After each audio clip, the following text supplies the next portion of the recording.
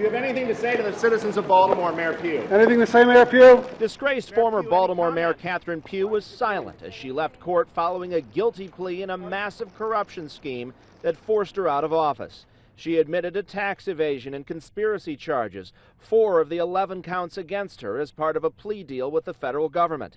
Here's the scheme.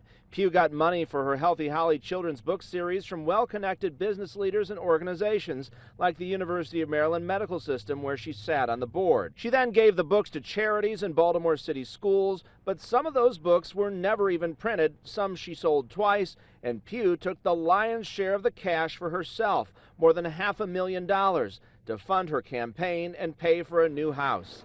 She said little in court, agreeing as prosecutors read details of her crimes.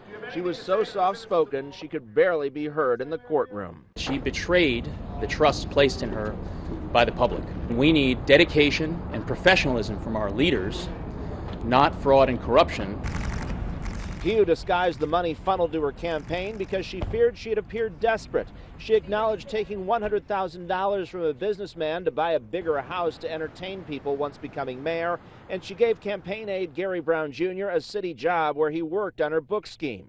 The crimes were going on throughout her tenure as mayor. This was a scheme that was sophisticated and complicated, and the people who were involved in the conspiracy, Mayor Pugh and Mr. Brown, they took steps to conceal what was going on, and that'll be among the factors that Judge Chasnow takes into account when she imposes sentence in February.